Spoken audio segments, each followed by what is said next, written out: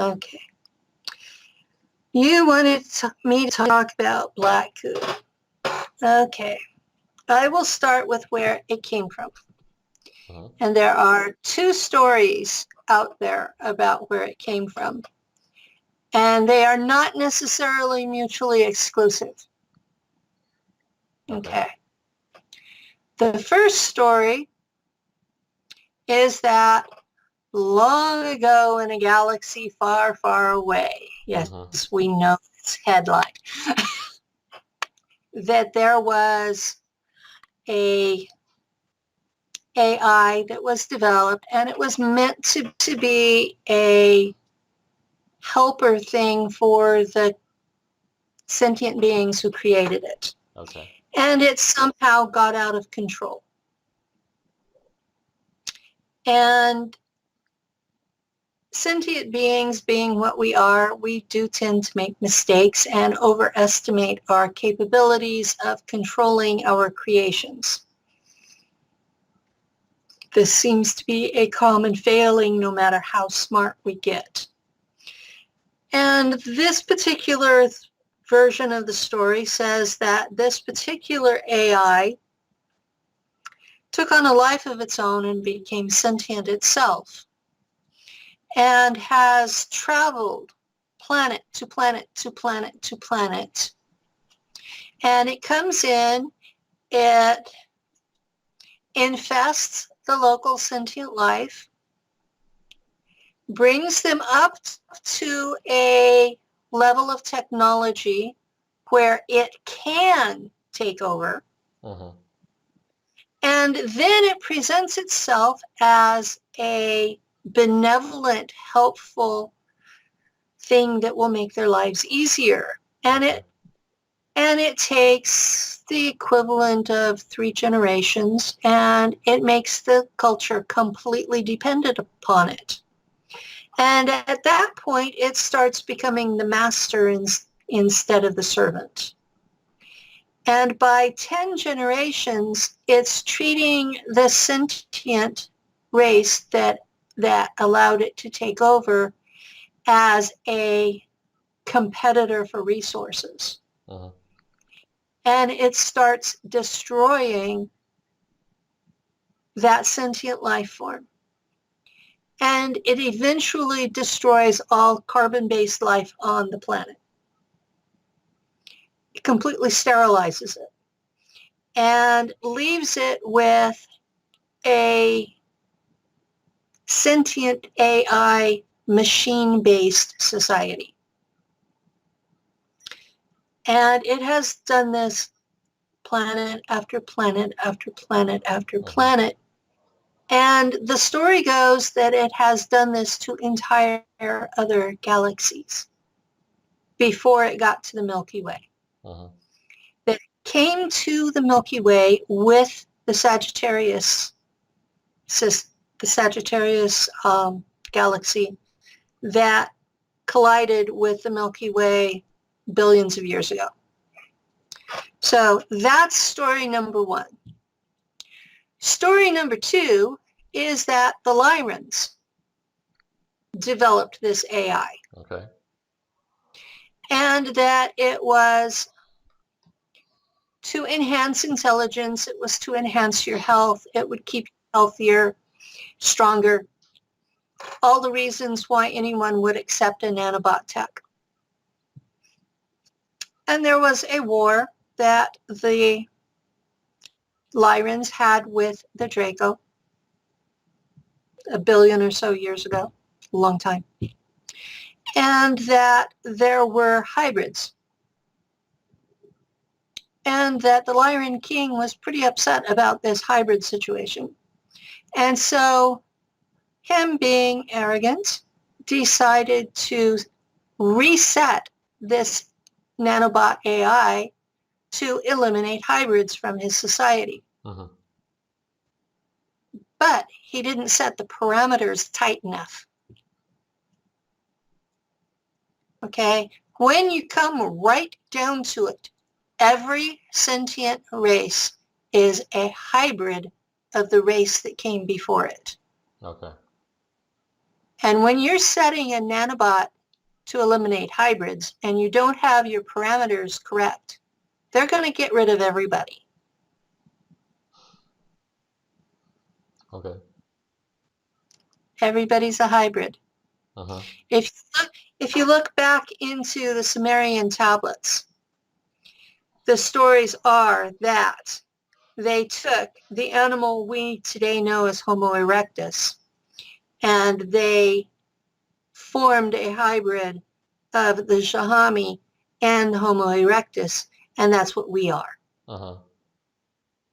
And then some of those hybrids were further hybridized because the Zha.a.mi thought we were attractive. Okay. I'm going to be a little bit subtle. There are those among us who are almost 95% Zha.a.mi Okay. because of this. So in the Sumerian tablets, Enki is the one that's normally given credit for this behavior, but he would go through lines and every 2 or 3 generations he would find an attractive female and start a new set of kids. Uh-huh. And so this is fully documented in our written history that has been being translated for at least the last 50 years. So this should not come as a big shock to anybody that we're hybrids. Uh-huh. Right. So this is part of our history. And the Egyptian pyramid texts and temple texts and a lot of the books of the dead come up with similar ideas. So this is not just one culture coming up with this. This is at least 2 cultures that both had writing in overlapping time periods are describing this behavior.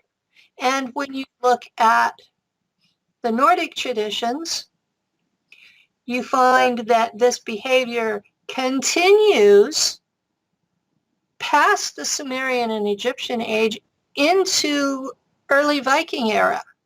So they have a more recent influx of Zha.a.mi blood than the rest of the planet. Okay.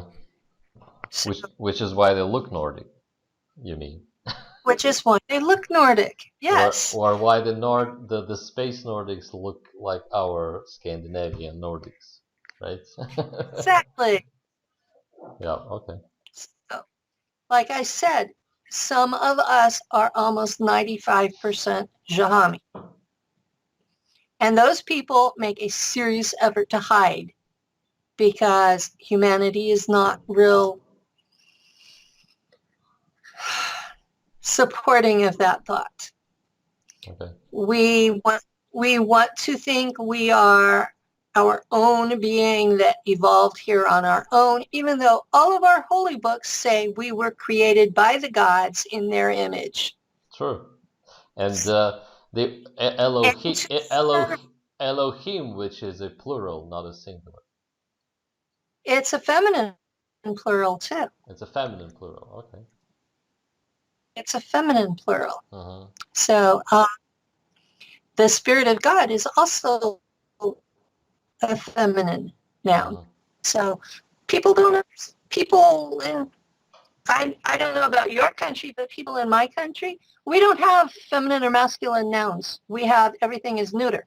No, we do. So We do. we miss a lot of the detail that's in the Hebrew Bible because we don't. Right.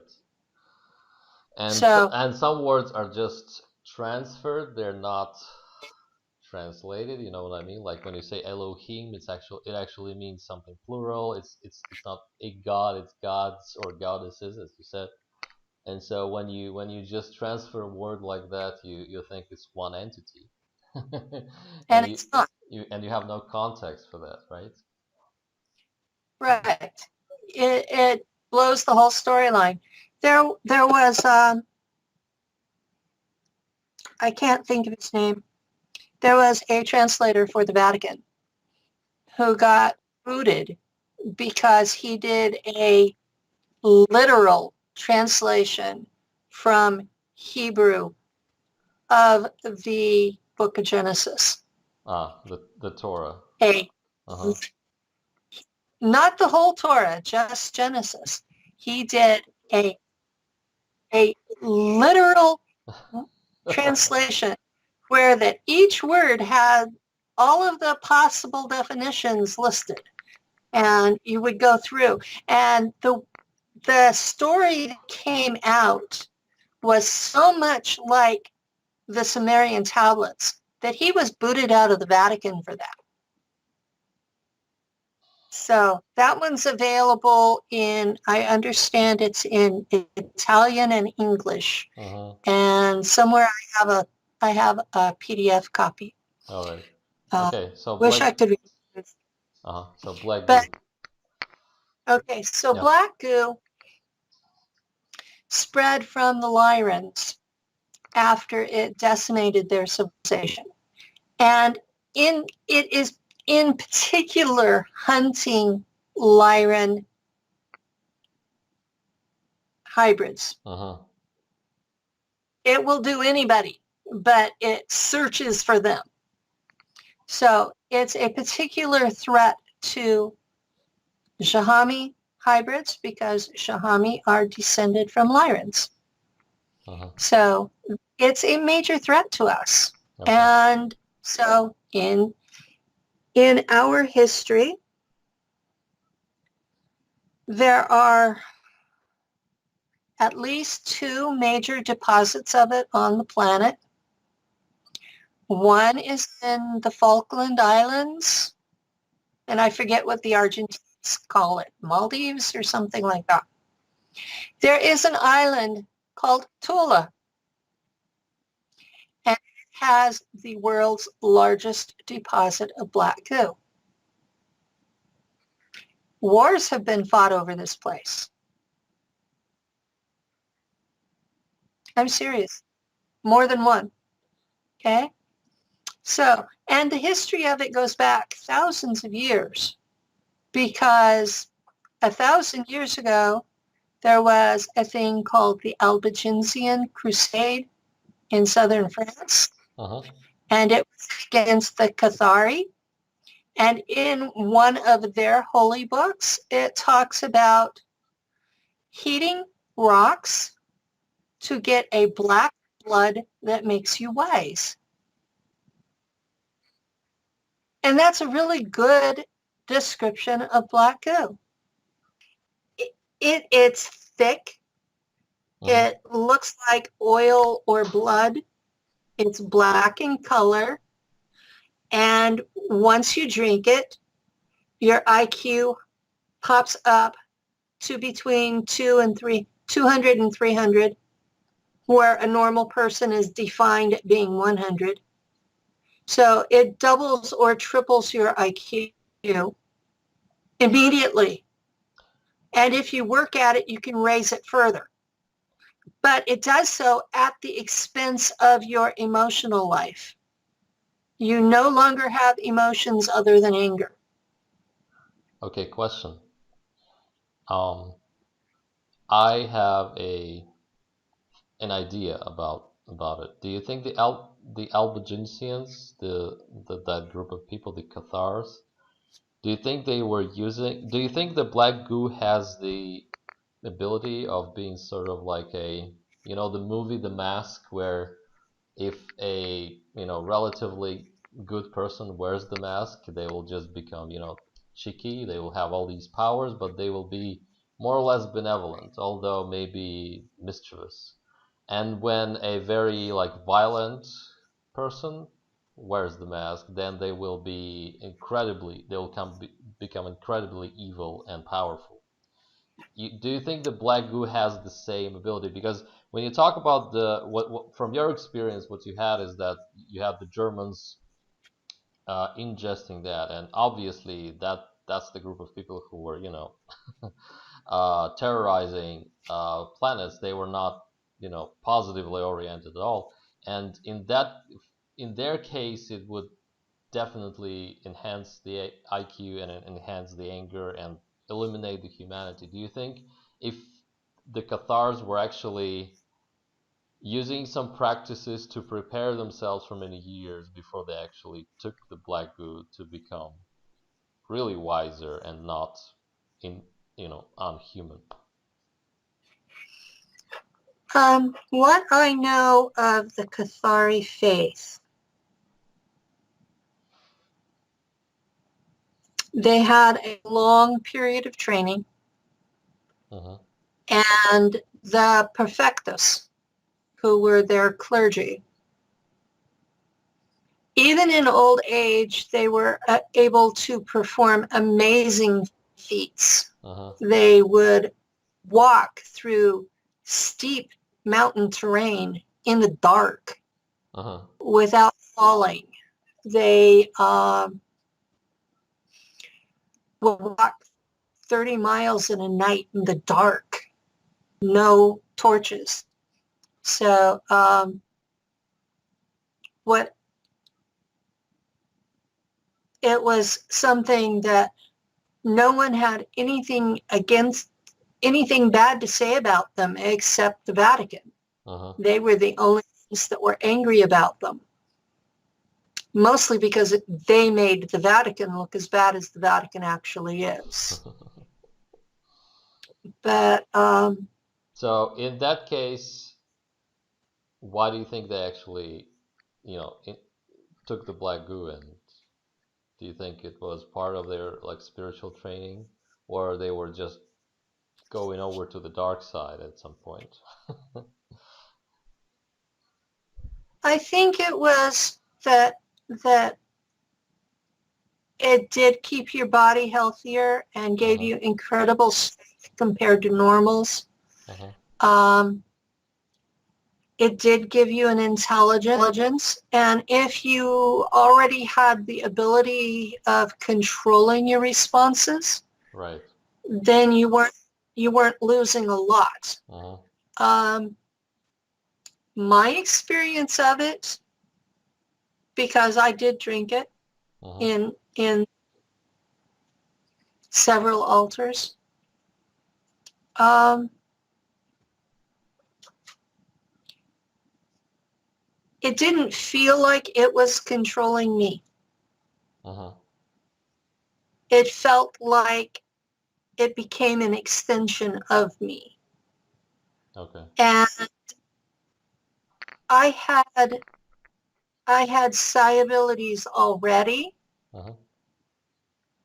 that I had already been taught to control them. The only emotion that I was supposed to have left was anger, but I can remember bonding with people. Okay.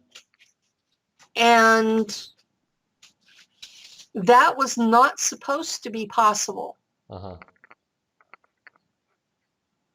Um, in fact, that was why they freaked out so much on Mars whenever I had obviously bonded with Steve, Were you was the because yeah.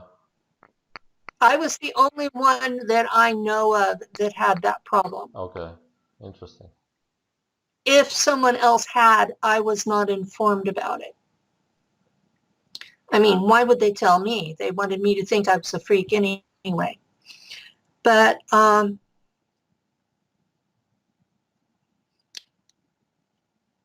black goo mixed with psi abilities that we got from the Draco DNA. Uh-huh. The combination would look to someone from Earth would look very much like Darth Vader. We ended up with magical abilities. If we got angry with someone, we would flick our finger and they would go flying. Or you could concentrate on the third ventricle of the brain, heating it up, and their head would explode. The doing it was simple. Uh-huh. if you wanted to go hyperspace, you didn't have to fight with it. It was just like you were there, ship and all. Of course, I was chipped into the ship, and the ship had a quantum computer, which they are made out of human neurons. So you're dealing with something that's a quasi-human anyway. Wow. In a lot of ways, the computers were humans without a body. Oh my God. So what they're calling the neural nets right now is Yes, is exactly what they made, but they made it from the original organic tissue, right? they made it from original organic tissue that they took from people who were serving. Wow. I know at least 6 computers that were made from my neurons. Wow.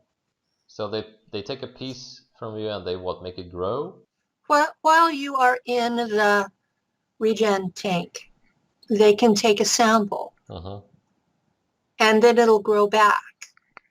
So they just take a sample and then they use that to grow what they call a computer. But it is so much faster and so much more efficient because human minds are capable of creativity and machines are not.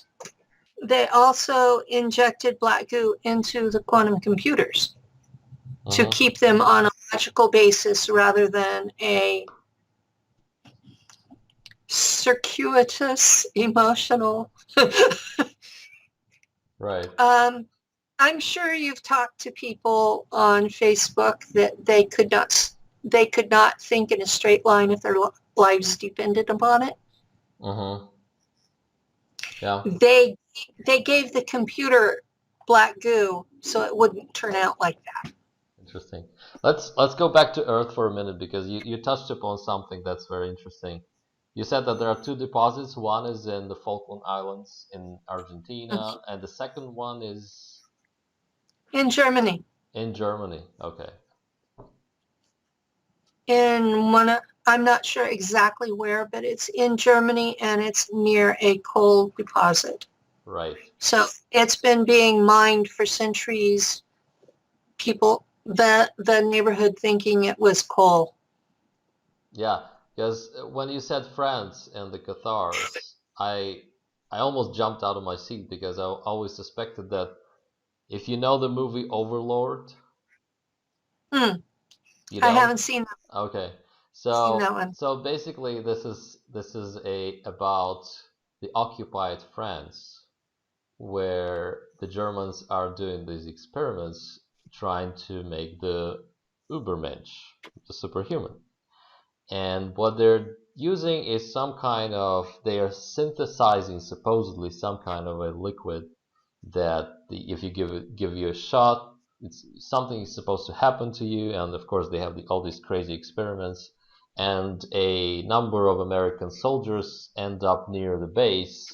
And so at some point there is of course the conflict, the action, and the Americans, catch this German officer and, try to interrogate him, saying, like, what are you doing there with those people? Because we've seen the experiments, and he's saying, like, they're becoming perfect. They know their purpose now, and so.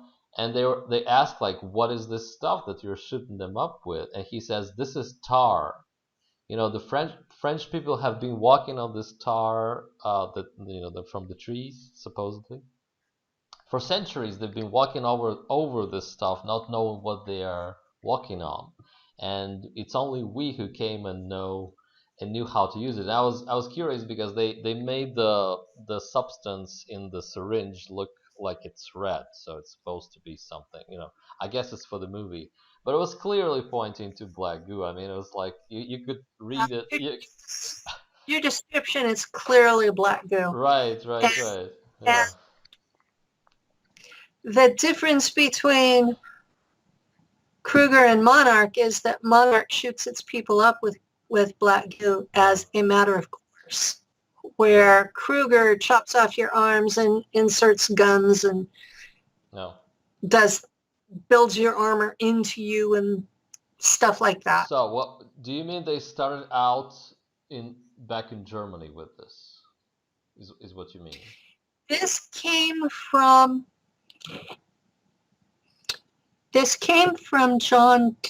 John Dee. He was the court magician for Elizabeth I. Okay. And he was the first secret spy that we know of on record, and his code name was even 007. Right. Yeah. Very famous. And he came up with Enochian magic. Uh-huh. And one of the things that is part of Enochian magic is black goo. Wow. How to find it, how to process it, how to use it. Okay. And when Elizabeth got mad at him, historically, where did he go? He went to Prussia. Prussia is where the Teutonic Knights were. Yep. So he went to where the Teutonic Knights had been in possession of this territory for, at that point,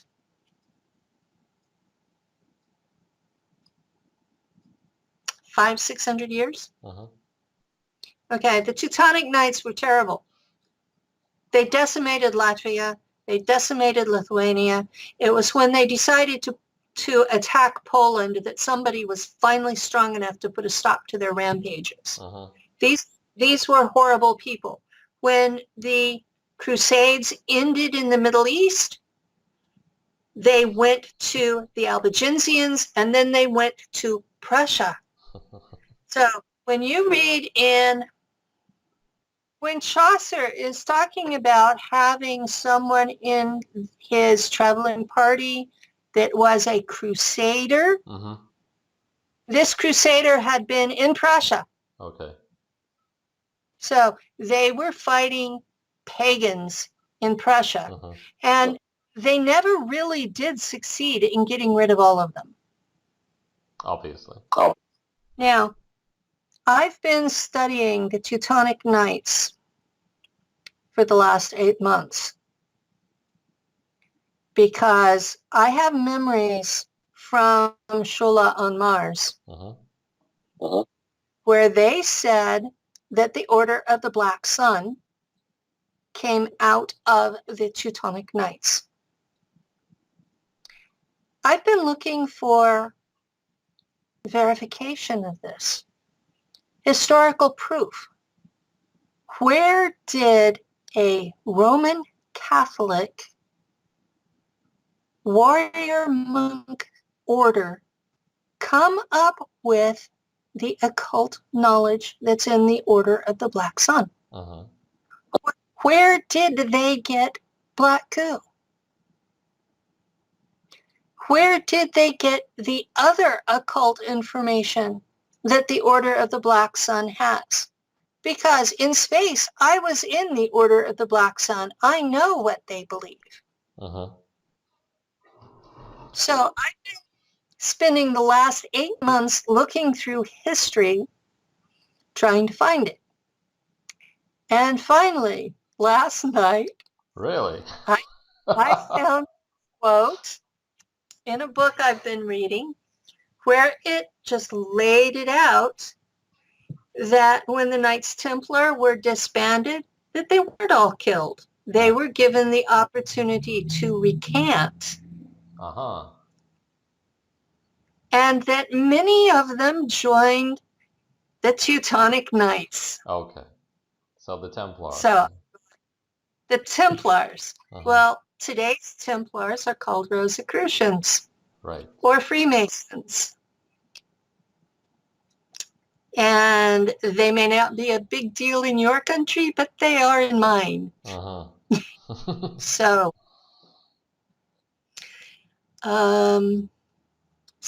the book I was reading last night made all the connections and documented them. And I'm like, oh my God, this is what I've been looking for 8 solid months. And it's in English. Wow. So, Well, it's kind of logical historically because you have all these groups, and there weren't so many people back then, and especially well-trained, occult trained people back then. And uh-huh. when you put two and two together and you see, an order, a night order after another one and another one with different names coming up in history time after time, you have to ask yourself, like, which of these groups are actually the same groups, or are made of, several groups that were probably disbanded or somehow maybe went underground for a while and then came back up with a different name, as they always do. We know that very well. So yeah, Or or they split into 2 groups because the bosses couldn't get along with each other. exactly. They made a sect. There was a sect here and a sect there. And sometimes those sects would reunite, and sometimes they would reunite for a couple of 100 years and then get into another fight and split up. Yep. And that the doctrinal differences were really just an excuse for personality conflicts. Uh-huh. But that when you get right down to the core of it, they're teaching the same thing. And this same thing can be traced all the way back to the Osiris cult of Egypt. Uh-huh. And that's why it's such a threat to the Vatican. Because you had these warrior knights basically being Osirians. Okay, I don't know enough about this to kind of to understand this well. So can you Uh, explain? Because I was under the impression that the Vatican, at least on the surface, is basically like almost giving it to you, saying we are we have inherited the Egyptian tradition. Look at the obelisks. Look at all the sculptures in the art we have, and the hats and whatever. So how does yeah, how does that connect? Yeah, I know that. So how does that connect? The basis of the Vatican is that they're following the footsteps of Peter, uh supposedly. supposedly. Yeah. The basis of the occult that came out of the Crusades is based on that Jesus was married to Mary Magdalene Uh-huh. and that they left children. And certain religious traditions go with that. The Cathars taught that Mary Magdalene was Jesus's wife. Nowhere in the Bible do they call her a prostitute. The Catholic Church called her a prostitute to discredit that she was his wife. Why is that so important for them? Because Peter hated women, because Paul hated women, because the way Jesus actually taught was that men and women were equal. Uh-huh.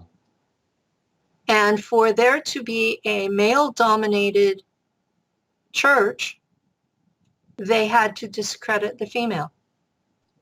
You think it was And they, actually you think it was actually hijacked that early, like from starting from Peter and Paul?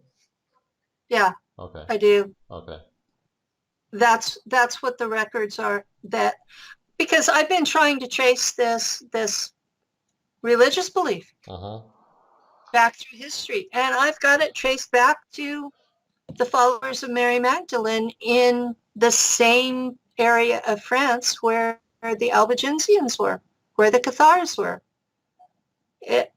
Today, well, in those days, it was the Albi district because the people had ultra white skin like Nordics, and they called it Languedoc because they spoke Occitan instead of French or Spanish. They spoke Occitan, and so it was lingua or language, doc.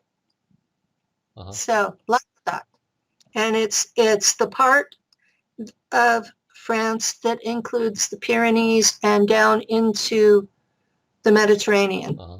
So it goes from the west coast of France, the southern west coast, through the Pyrenees, and then around the Riviera and into Provence. That entire region. And that's a lot of people in it going back to Rome. That's a huge number of people have always said that Jesus was married to Mary Magdalene. And that was where Mary Magdalene went with their kids after Jesus was crucified. France is the center of this. And the Merovingian dynasty were descended from the daughter of Jesus and Mary Magdalene. And her name was Sarah Tamar. And so the way that ties in is the CIA has been targeting Merovingian descendants to serve in the SSP.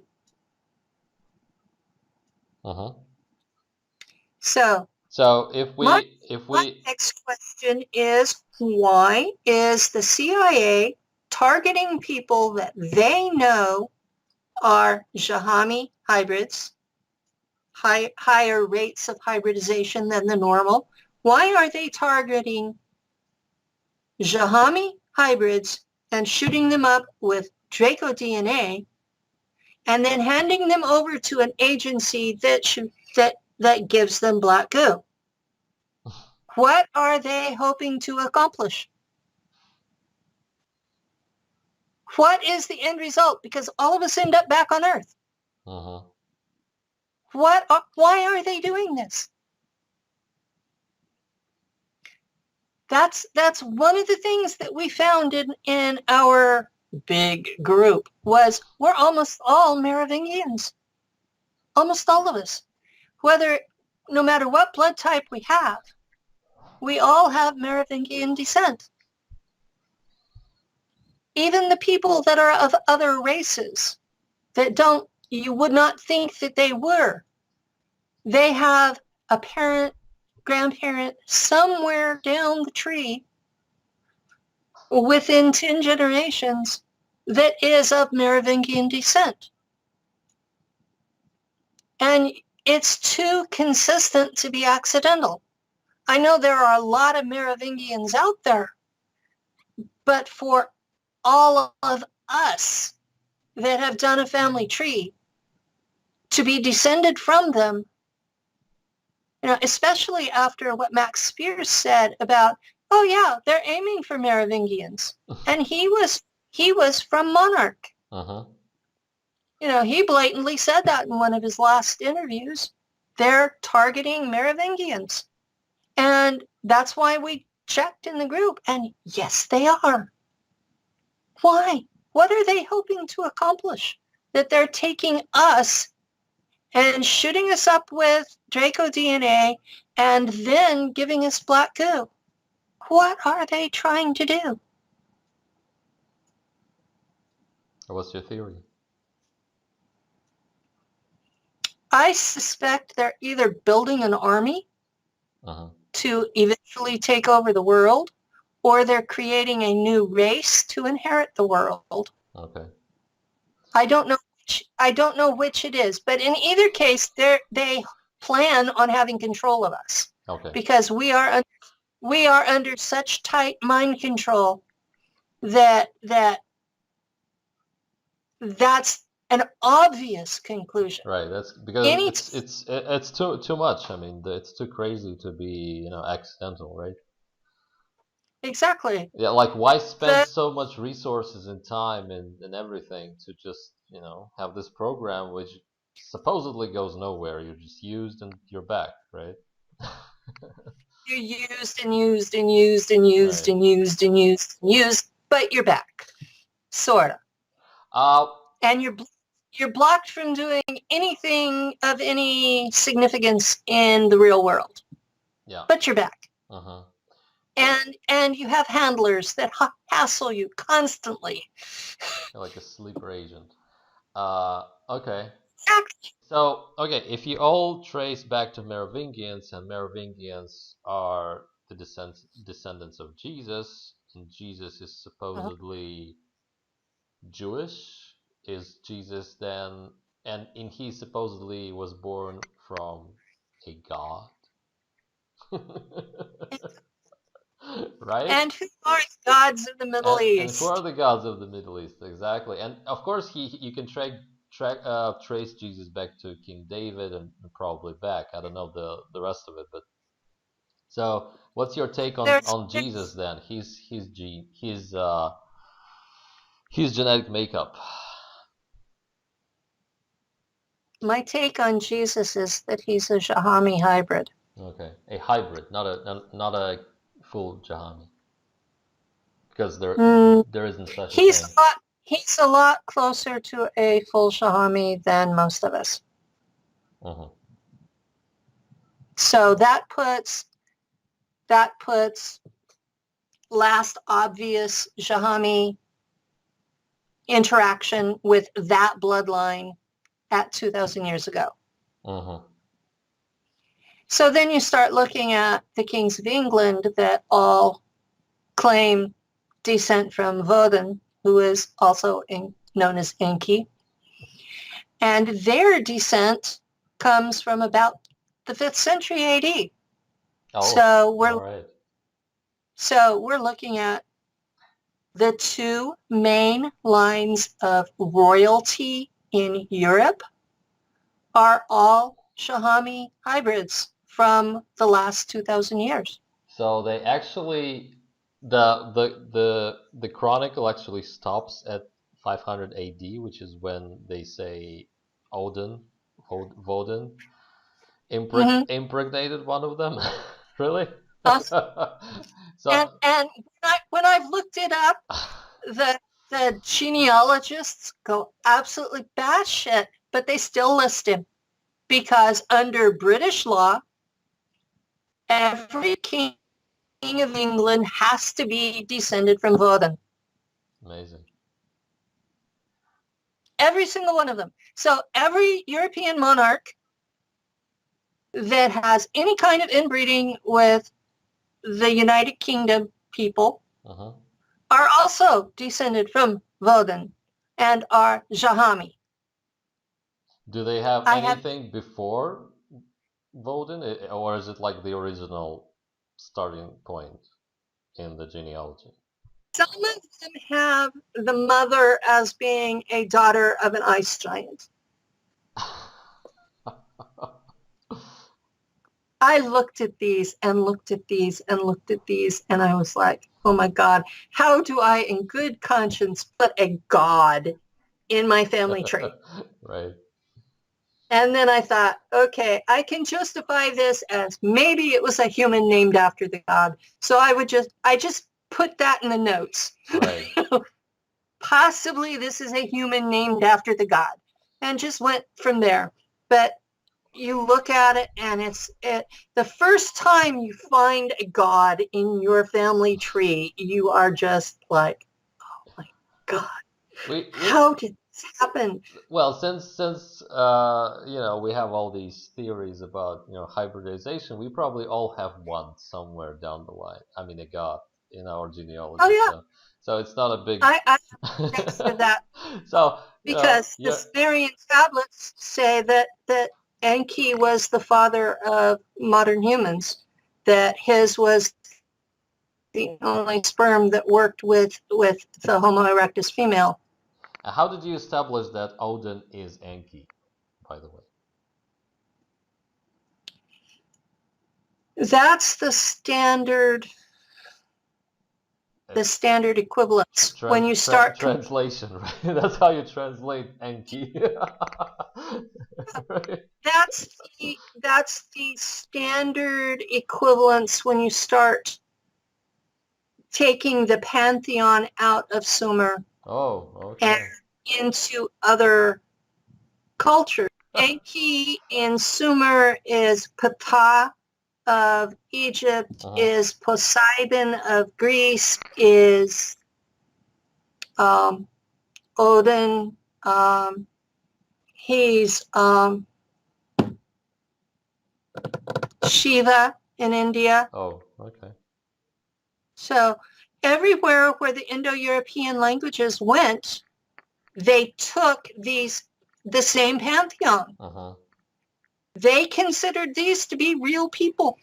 Uh-huh. And there's no reason to believe that they weren't encountering actual physical 3D ETs. And since we were created with part of their genetics, there's no reason for us to not look similar. So the question is then, I assume that Enki is not that benevolent over being. Enki is a somewhat selfish, power-hungry. And he's a Zha.a.mi reptilian hybrid, you said? Yeah. Okay. His mother was a Draco princess. Uh-huh. Remember, several back I talked about that the Draco sent a princess to deal with a king that wouldn't behave. Uh-huh. Yeah. His dad wouldn't behave, so Okay. he got a princess. Okay. So, and with their pheromones, the males behave. It was like a drug that Right. was mind control. Yeah. I mean, even the Sumerian tablets say that Enki's father loved Enki's mother more than he had ever loved anyone before. Well, that's the pheromones. Right. Okay. He couldn't help it. Biology is. Are they like compatible biologically? Yeah, they're actually close to the same size too. Okay. Interesting. All right. So okay. So The no. look on your face. Oh my God. No, yeah, it's all coming together now because this is supposedly our final interview in this series, and we are kind of putting all that stuff together from your bio because you know your bio is always there, and people are gonna read it, and now this is like the final episode of our TV show where all the questions are answered. So, As well as I can come up with, right, yeah. very good, very good. So we But intuitively came to it, right? yeah, It was there under the surface. So okay, I'm not gonna ask who like was Jesus in your view a benevolent being, or was he just shrouded in myth right now, and we don't even know who he really was historically? Like was he really a carpenter's son? Like any of that stuff? There's so many. the Bible as we know it was written by the Flavian emperors as a means to justify their status as Messiah. That's how they viewed themselves. And Flavius Josephus, Uh-huh. who wrote his Histories of the Jewish People, was adopted by the Flavians. And before that, he was known as Joseph of Arimathea. Uh-huh. So the And family friend or an uncle or the uncle of Jesus, supposedly, right? yeah, Okay. it's possible that he was the Joseph that Mary married. Oh, okay. It's just So, but under but a he had, different name. yeah, well, a Joseph is a Joseph is a Joseph when you start reading these books, just like a Mary is a Mary is a Mary. Um, but Joseph of Arimathea had a daughter named Anna, Uh-huh. who was a prophetess in her own right and lived in Wales, which there are legends that after the crucifixion and Jesus survived, that Joseph of Arimathea took him also to Wales. Uh-huh. So And the Bible says he took his dead body. the canonical scriptures say that he was put in a tomb Right. because of Passover, but that he was not embalmed. Uh-huh. That they didn't have time to do that. Right. And then the body disappeared, and an angel and came. then the body disappeared. Uh-huh. And you have the scripture that is in your, like, in English, the King James or whatever, that says there is an angel, and an angel can be translated as anything from a messenger to a postman to a, whatever, to an ambassador. Angaloy. Right. Angaloy. And here you thought I didn't know the Bible. But no, I've been to seminary. I know. That's why I'm talking to you. I mean, that's why I'm talking to you about this, because Okay. Yeah. Yeah, I've been to seminary. That's for your audience. I went to Mennonite Brethren Biblical Seminary in Fresno for a year. Mm-hmm. So I was a postulant for holy orders in the Episcopal Church. So my current lack of faith came when the NSA agent activated my memories. My faith dropped away just like someone had flipped a light switch off. But I remember all those studies I did for 50 some odd years. So yeah, when we talk, I'm talking from a position of study, not from a position of guessing. Uh-huh. And it's frustrating sometimes. I wasn't given a choice about having that faith, and I wasn't given a choice about losing it.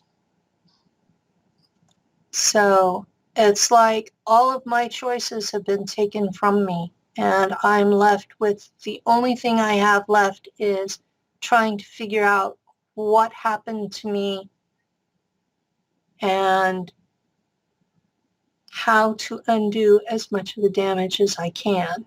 Because I've come to the conclusion I'm never going to be the whole person I was meant to be. They destroyed that. So I'm trying to be the best that I can with what's left. And I still have intrusions from altars. I still have handlers contacting me. I still have agents contacting me.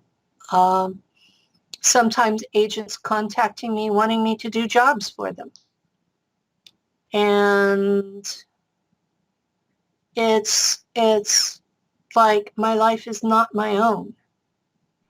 And I am writing a book about my experiences with the German fleet.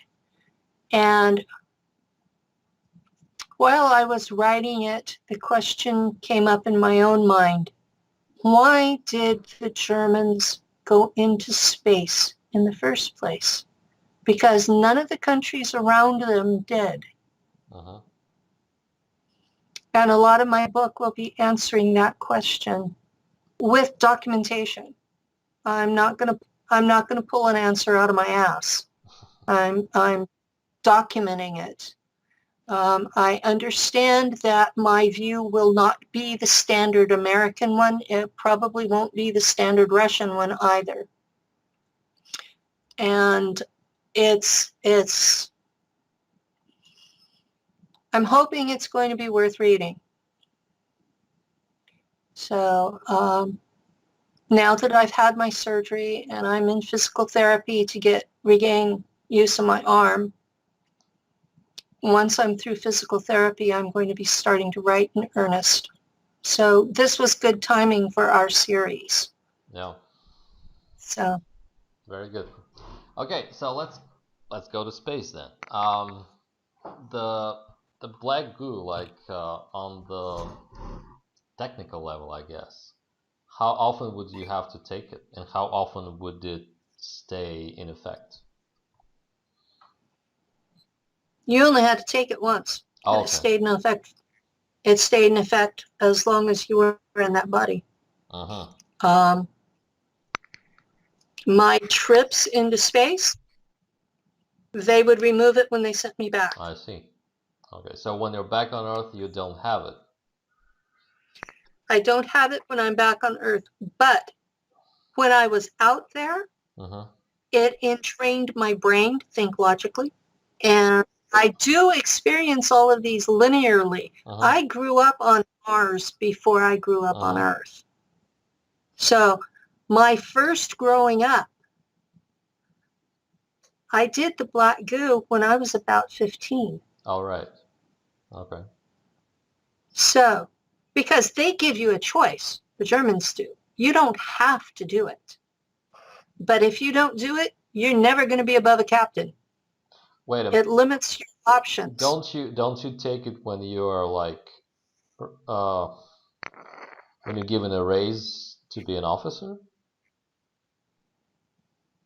No, you don't have to have it to be a lieutenant. I see. It's above a lieutenant that you have to. Yeah. So you can be initiated into the Order of the Black Sun if you want to, right? At earlier age. Okay. I had the impression that you actually grow to a certain rank and then you can be initiated and take it. No. All right. They look for people with certain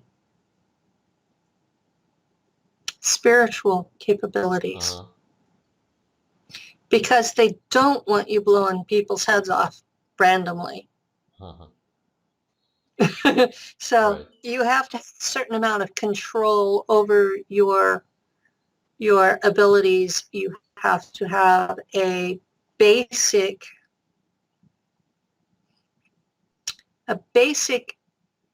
thing of you're part of the team. Now, I know you view the Germans as not a positive thing. In their own culture, they are often quite positive. They're building something out there. They're building a culture where they are free of the people who've been trying to genocide them for the last 2,000 years. Okay. And they're building a culture without that threat. The trouble is they've based it on enslaving cyborgs, Right. which they don't even think of as humans because they're in a machine body. So every culture has a blind spot. Every culture does. America has forgotten that it's built on the blood of the Native Americans. That's our blind spot. We also have been erasing as much as possible our whole history of the slavery of the blacks and our mistreatment of the Hispanics. That's something that the American culture has been forgetting. Now, I don't know what is in you guys' history that you're forgetting.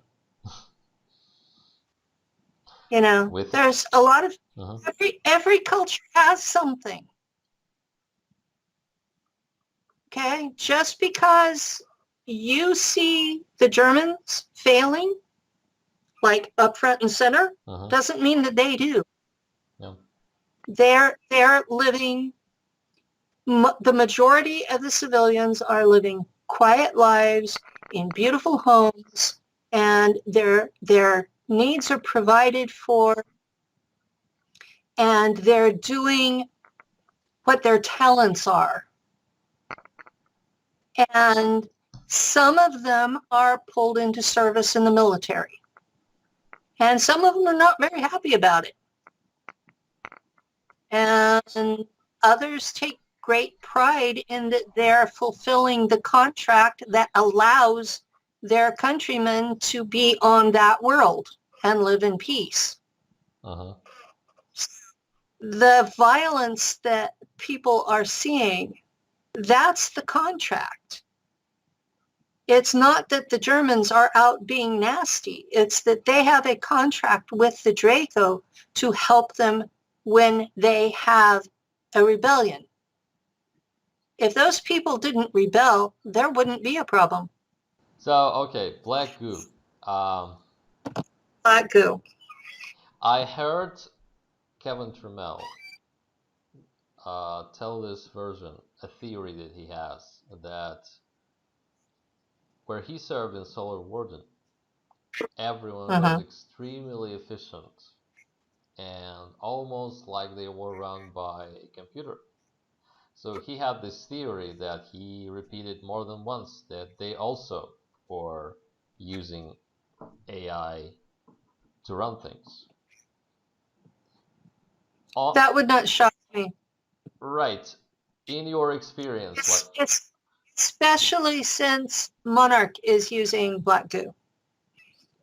right, but yeah, that was supposedly Solar Warden is the benevolent group, where If you believe that, there's a nice bridge in Oakland Bay I'd like to sell you.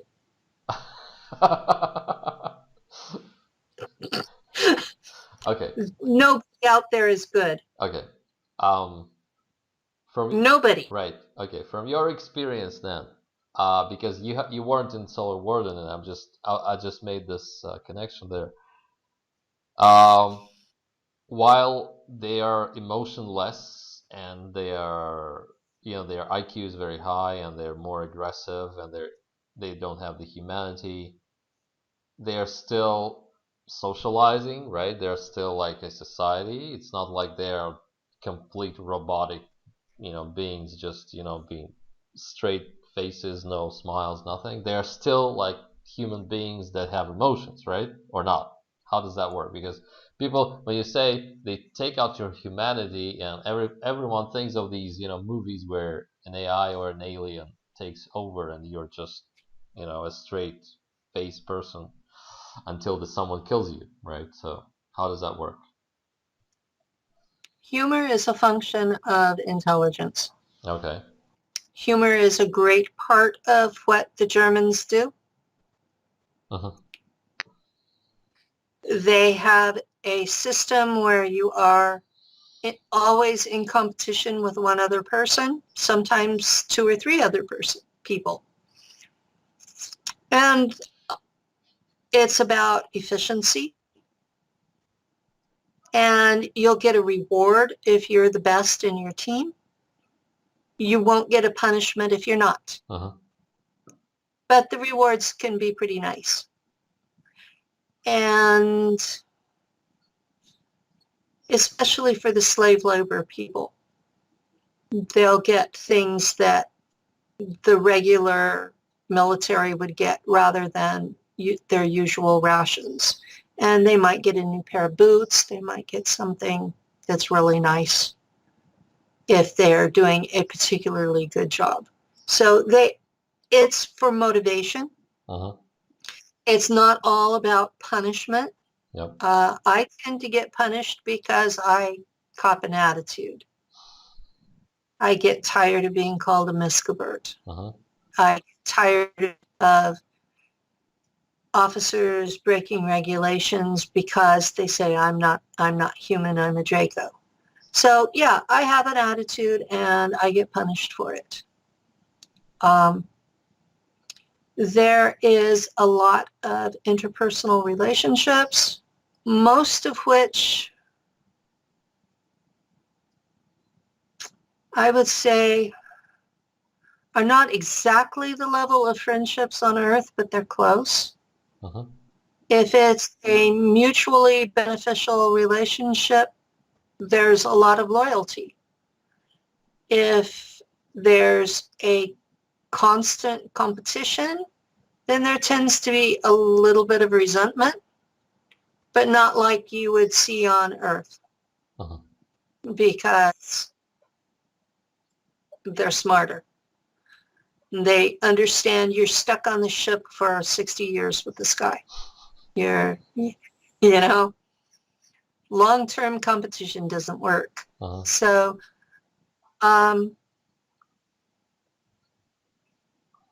there is still friction between the hybrids and the Germans. But part of that is the Germans know that we're actually superior to them. Uh-huh. In every objective category. And that bothers them.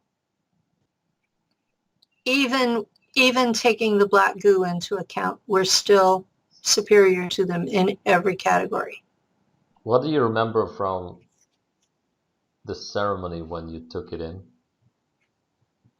I remember What changed for there you? were a group, there were a group of about 20 of us in a small room, and the goo was in a gold cauldron, and it was very highly polished. It was beautiful, and it was similar to a pagan cauldron with figures of Odin and Thor, and Really?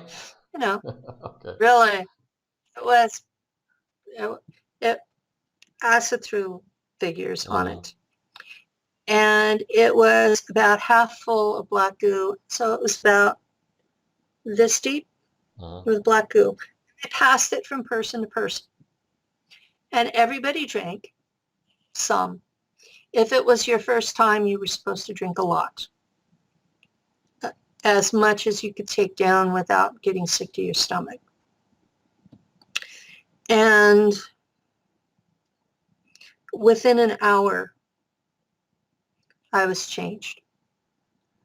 I didn't have the constant wash of emotions. It was very steady emotionally. Almost zen quiet in my head, not the massive thoughts all the time. In a lot of ways, it was like being in a zen state, except the logic was there. You could remember details that normally would skip your awareness entirely. You would notice things that you would normally gloss over. It was like being hyper aware and yet almost in a meditation state at the same time. So you were calm. And you didn't get attached to people or outcomes. You just did what you did, and it came out like it was meant to. And if it wasn't the result that your boss wanted, you might try again. But if it wasn't a life or death situation, it wasn't that important. I see. And so you weren't fussy over things. no, in a lot of ways, it was a very spiritual way to live. And on Earth, I'm watching a lot of Earth religions trying to mimic it. Right. And what you were asking about the Cathars earlier, in that context, it was, yeah, what you said would make sense, that they would go through all of this training first so that when they got the AI, that they would be in control. So, but they were basically proving they could reach that state on their own, and then they were given the reward. So I can understand that. And whatever psi abilities you had were enhanced, because when you're going to do something psionic, you have to concentrate on it normally, because you have conflicting emotions about it. A normal person has conflict when they're going to interfere in the way things are. And you can't if you're going to be doing this as part of a military process. And the goo takes away all the doubts, all the conflict. And it becomes strictly a logic process. If you need to do this, you do it. If this is the logical solution, you do it. So what you're saying is that it depends on your internal spiritual inclination, what you become after you take it, like what you decide to do with that.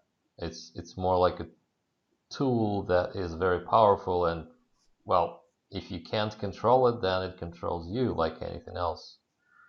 Like if Yeah, you're holding a chainsaw and the chainsaw is heavier than you, then the chainsaw will control you, and you will, go all over the place, destroying stuff and maybe destroying other things and people. And if you're strong enough to control it, then it's a powerful tool to use. it's a very powerful tool to use, and they give it to you in the context of, I wouldn't call Black Sun exactly a religion, but it's more of a religion than anything else. Uh-huh.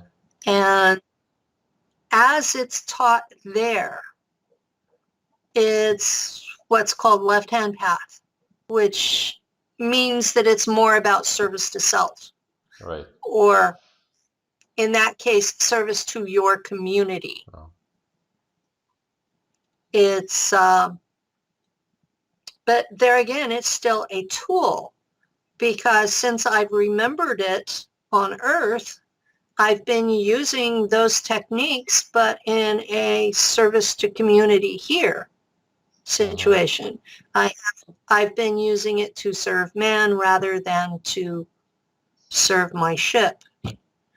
So I'm still not exactly left-hand path with it. It's a tool. It's an approach to approach to manipulating reality using personal energy, chi, Uh-huh. and psionic abilities. It's An enhancement.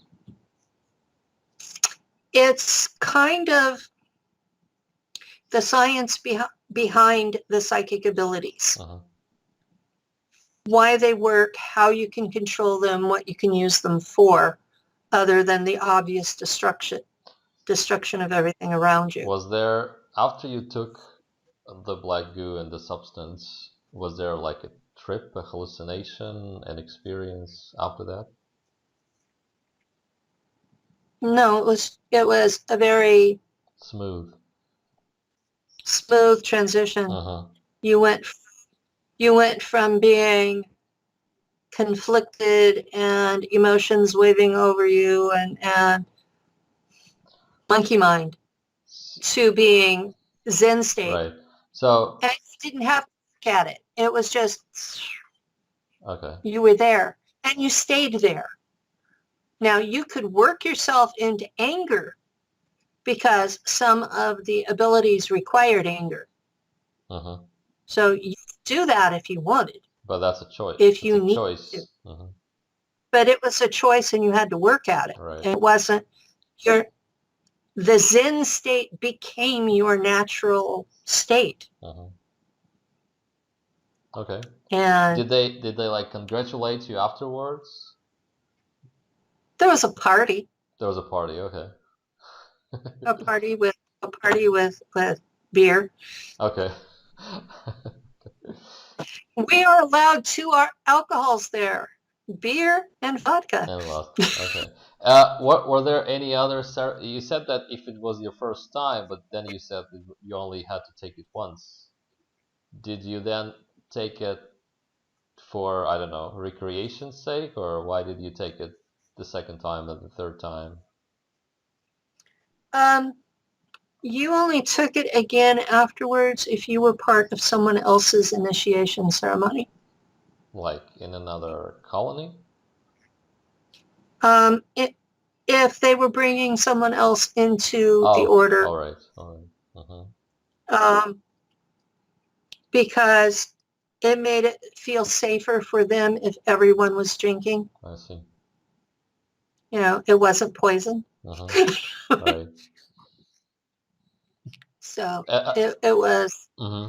Apart from the black goo initiation, what were other like black sun ceremonies? Because they obviously have like this spiritual religious order. What did they do apart from that?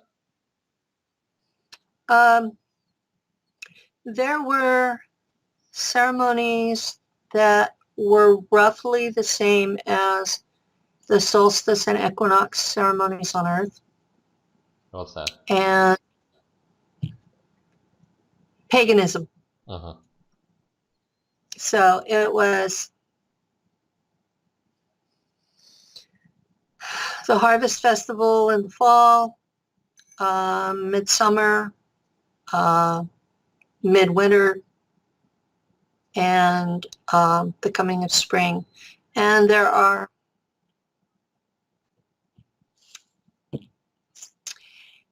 was a lot of sex-based Rituals? rituals Uh-huh. involved. Sex magic was part of Black Sun, Uh-huh.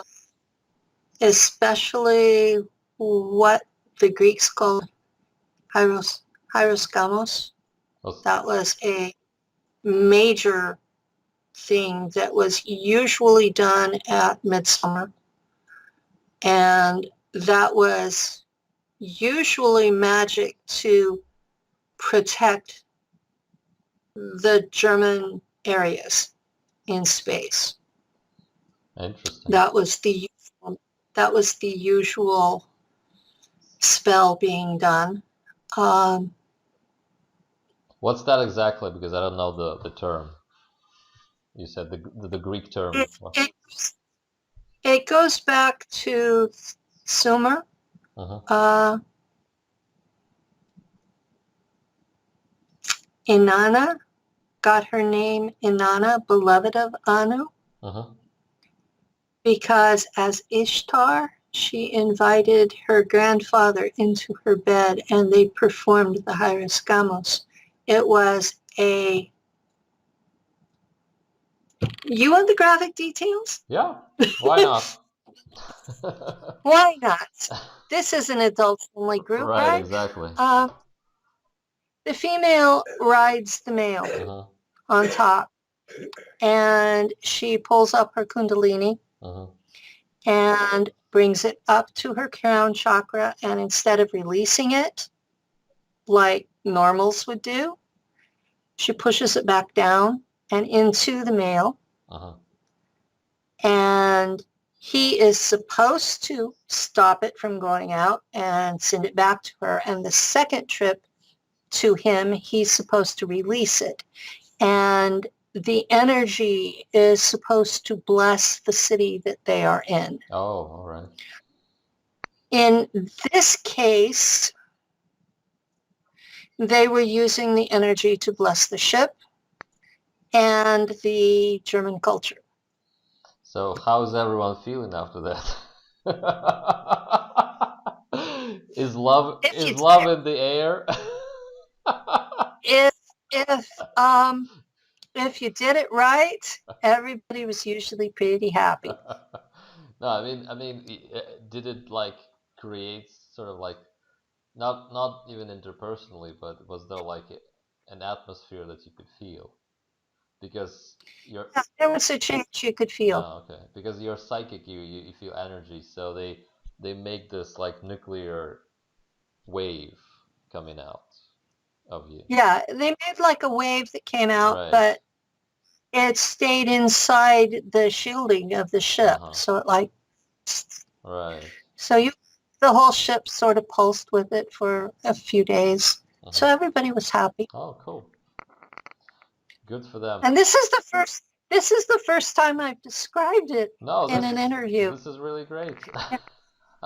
So yeah, you got an exclusive. The acid through on the ships was not so much. It was more ancestor honoring because they considered the pantheon to be their ancestors, because so many of them were Zha.a.mi hybrids, that they considered the pantheon to be their ancestors, and it was ancestor worship. It wasn't neo-paganism in the European sense of today. Today, some of the neo-pagans are back in that racial thing, and that's not what they were doing. Uh-huh. This was more pure ancestor honoring. And that's what the enlisted people were doing. But the Order of the Black Sun was very pagan. Okay, since you touched upon the race, that's going to be the second question. And the first question is that I'm trying to connect the dots of the Black Sun and the ancestor, supposedly like two sides of the same coin for different people, right? For different groups within this group. It's like the acid true is the outer court for exactly. outer So this court, is and you step in and you're initiated Black Sun, and there are rings inside it. okay. So I'm trying to establish a pattern of why paganism was so much persecuted on earth by the Vatican and the church. And I understand it has to do with powers, right? But then don't Zha.a.mi aren't Zha.a.mi the first ones who wanted to kind of limit the humanity and their spiritual powers? I don't know how that, because I'm sure that the church had their own interest in trying to put down and subjugate all those people with those abilities and all those practices, and the paganism became outlawed, and it now was associated with everything that is ungodly and everything. But then Zha.a.mi are supposedly also not interested so much in the empowerment of humanity. So what you're describing now is if a group of people has these practices, they actually know how to empower themselves and how to bring this power to the core of their group, and that becomes a major power to them, but a threat to someone who wants to control them, right? So it's a good thing if you're in it. What I'm saying, right? It is a good thing to your group. So like It was a threat to the Vatican claim to running the region. okay. The Vatican slowly took over Western Europe and then Eastern Europe and then the Americas and Australia and parts of Africa, parts of Asia, and would have taken over more, except that Islam and Buddhism and Hinduism stood in their way. Yeah. They have the delusion that they run the world.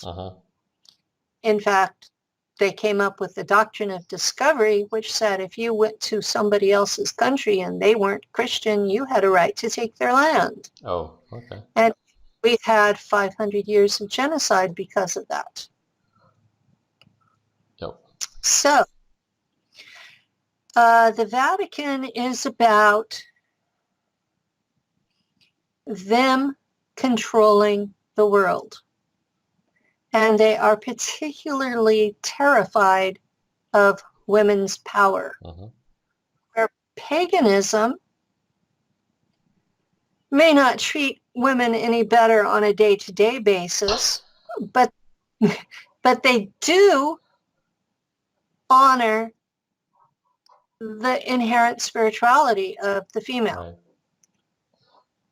And they understand the power of combining the masculine and feminine energies. The polarities in the battery, right? Yeah. Yes, the polarities in the battery. Where the Vatican understands it, they just don't want us doing it. Because the more we do the polarities on the battery, the less power they have over us. Exactly. You don't need their. Because we don't need their priests. We don't need their intercession. We don't need their confession and forgiveness, because we're not sinners. We don't believe in original sin. We don't really believe in an overwhelming God. We may believe in a bunch of gods that together can be pretty overwhelming, but individually, yeah, they're not much more than we are. At least those of us who were hyped up with Draco DNA and then black goo, we were in their category. And that's something that a lot of people are not understanding, is that the Zha.a.mi are 3D physical beings with IQs in the 300 range. And they also had incredible telepathy. Uh-huh. I've had Zha.a.mi contact me from their home world telepathically. Uh-huh. That's incredible abilities. I had one use a technology that the name translates into leaning in. And he's talking to a screen on a machine, but to me, it's like he's physically here talking to me.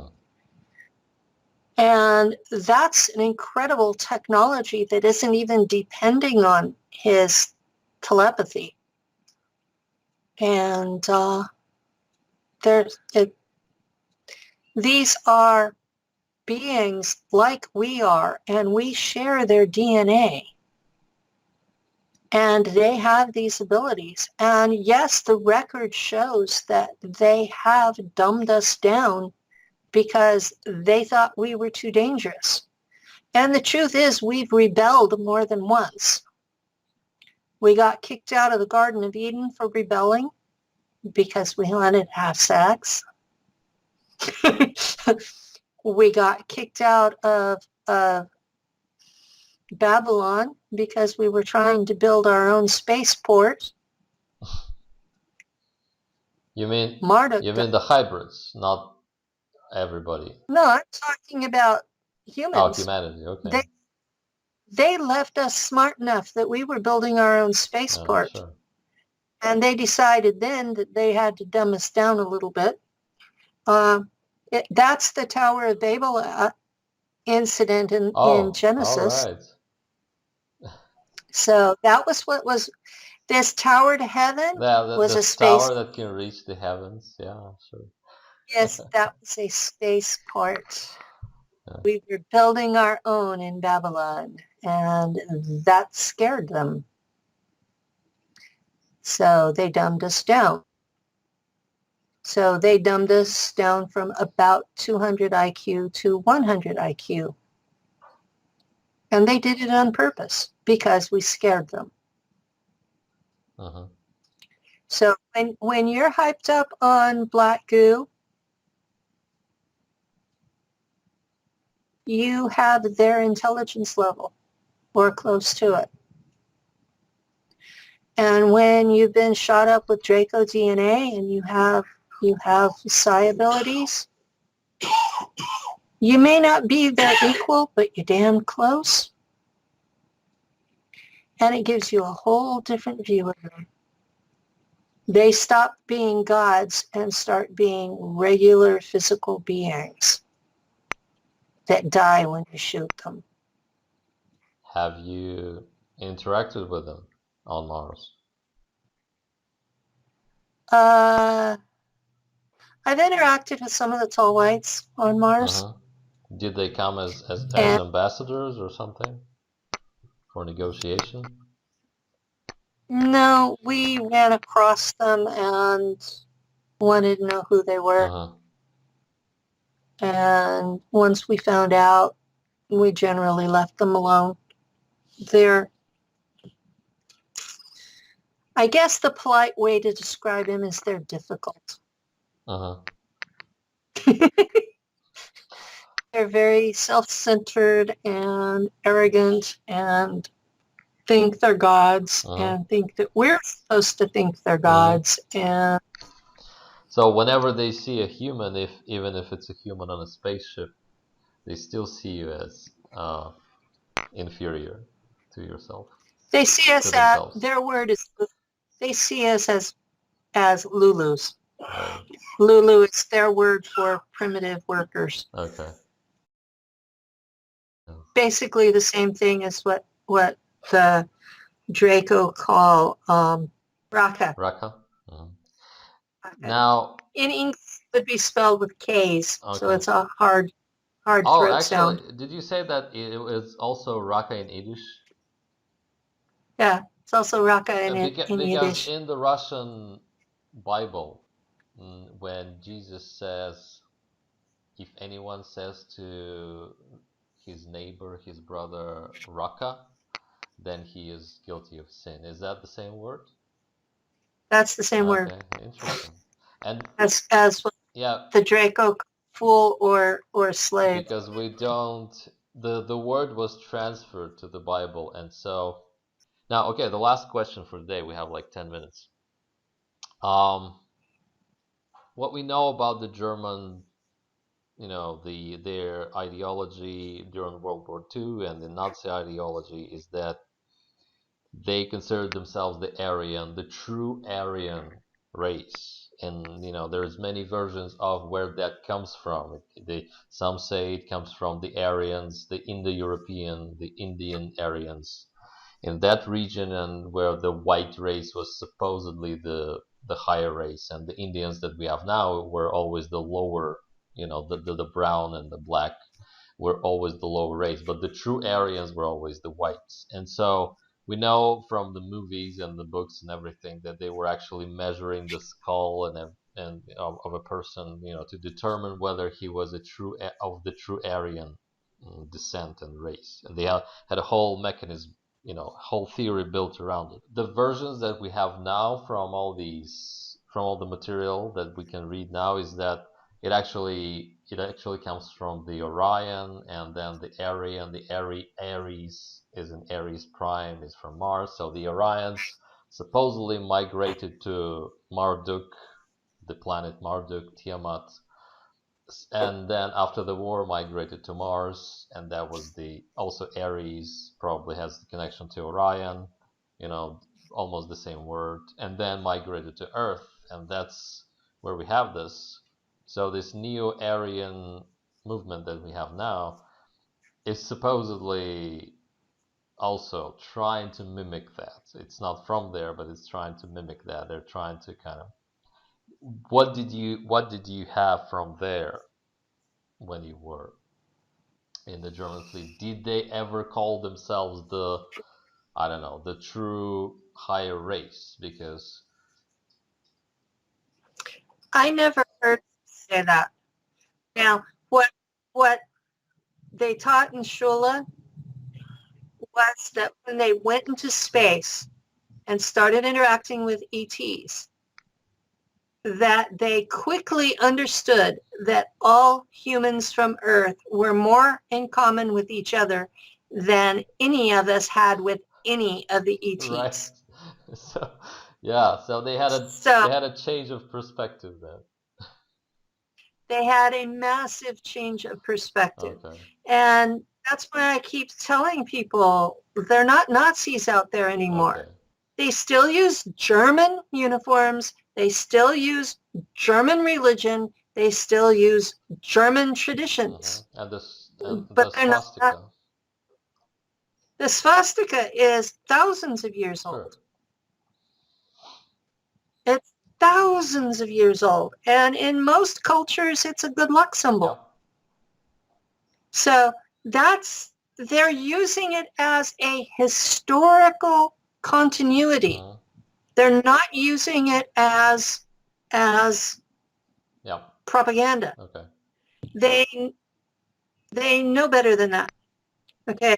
They don't trust Americans because they know what happened after World War II, that everybody in the rest of the world knows, but they're not teaching Americans.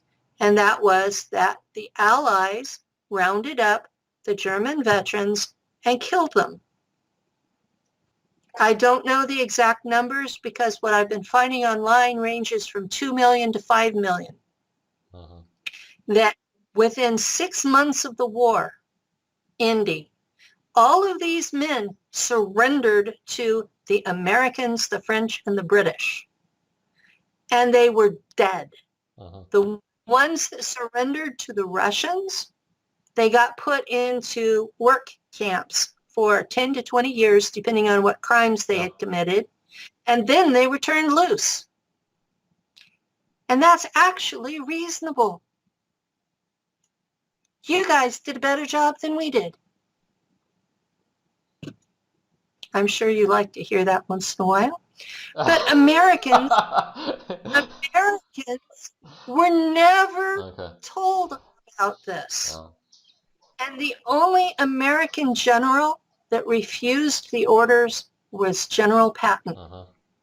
All of the rest of them killed the German veterans. And that is why the Germans in space don't trust the Americans. That's why they keep their high command as German descent only. It's not because they think they're superior. It's because they don't trust Americans. Now, I know people on Earth, Australians, Canadians, that are a quarter German, and they're high officers in Nachtwaffen. I mean, you know at least one of them. So they're a quarter German. The rest of it is English, French, whatever. But they're a quarter German. They're not from the United States, and they're high officers. So it doesn't even have to do with where, the nationality. It has to do with if you're from the United States, they don't trust you. And they have good reason. But I hear all these people, Jason Rice was one of the worst for it that I heard. Well, I don't know why they don't trust Americans. Well, if they killed millions of your veterans that surrendered, would you trust them? Yeah. So what you're saying is there is no such thing as them saying we are the Aryan, we are the pure race out here in space, and everyone else is below us. No. Okay. But they have set it up where they speak German and they have German culture. Yeah, but they're a German society, and they're obviously what you can call nationalists in that way, because they've always been a tribal people. That's why they had never united into a single country until the 1800s, was because they were tribes. And most of those tribes were originally Scythians. And that's the same origin as the Sicambrian Franks that the descendants of Jesus married into. So you've got Zha.a.mi descendants marrying into more Zha.a.mi descendants. So now they've been targeted for millennia, at least 2,000 years, closer to 3,000 years. They've been targeted by people from Rome. First the Roman emperors, and then the Vatican, and now the Jesuits. Which inhabit the CIA in part. Supposedly there was an Operation Paperclip that was bringing Nazis into the CIA, but if you track those people, 2/3 of them were Jesuits. Oh, okay. And I have a tendency to look at all of their personal affiliations, not just the one that's advertised. So if people looked at the actual affiliations of the people who did things, they might see a different story. The Inquisition was started in Albigensian territory to look for survivors of the genocide there, and went south to pick up Ostrogoths and north to pick up Merovingians. And in those days, they didn't have the blood tests to find what they were looking for, because Merovingians almost exclusively have O negative blood. Okay. Or they are the child of someone with O negative blood. My mother and both her parents and my father's mother all had O negative blood. And I'm tracking my father's side right now on my family tree, and found European royals again. So how did they find the right people if they didn't have the blood tests? Well, they had things they were looking for. Green eyes, red hair, pale skin. Their eyebrows kind of make a 90-degree turn.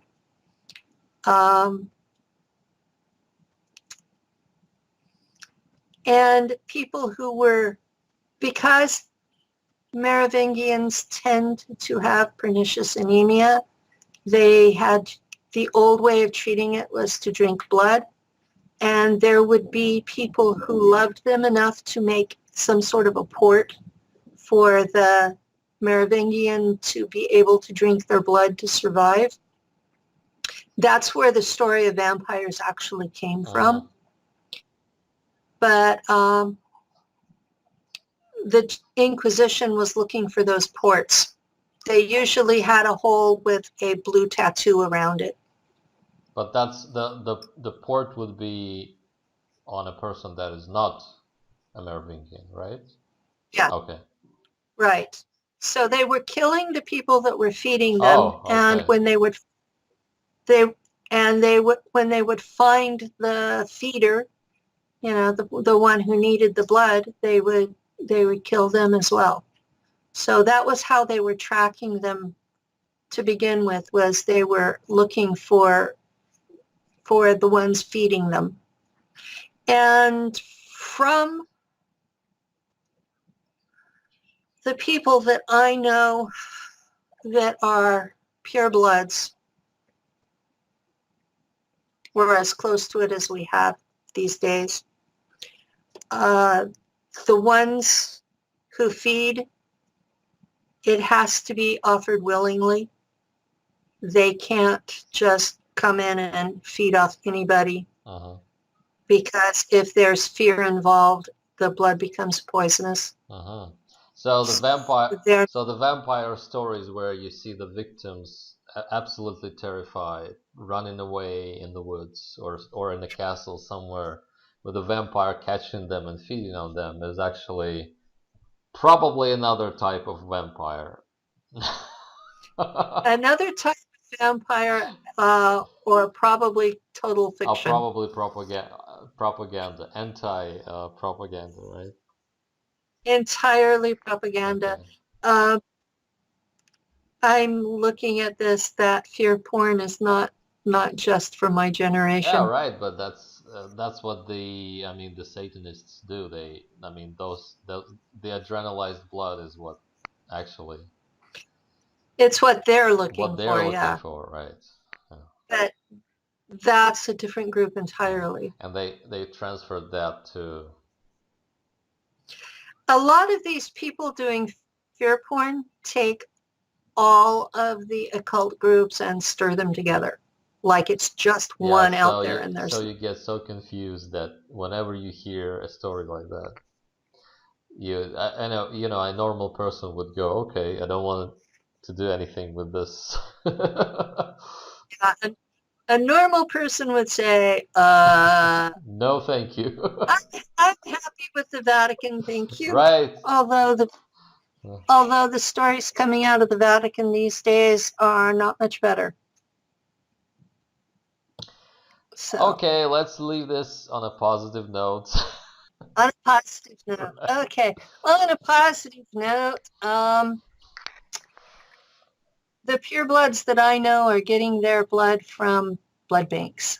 They're not biting anybody. So you actually do know real life people who have to intake human blood to survive. Yeah, I do. Don't they have like supplements by now? I don't know, iron or something that they can take as a supplement, food supplement. I'm Merovingian enough that I have pernicious anemia, and I take a B12 sublingual every day. Okay. But the ones who are more than I am still have to use blood.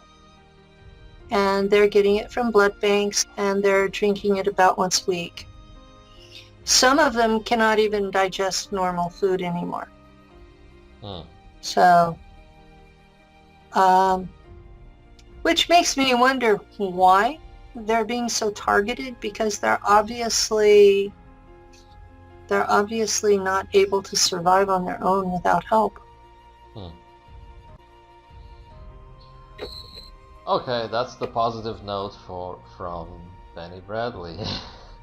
I mean, for people that are worried about vampires, you know, they can't hurt you, right, because it poisons your blood. Exactly. You have to do it willingly. Yeah. You have to say, come into my house and drink, you know? So if you're keeping yourself to yourself, you're not going to be bothered by this. Okay. That should be a positive note. Okay, right, yeah. So people are not afraid of that. One last thing out there to actually be afraid of. Great. Thank you.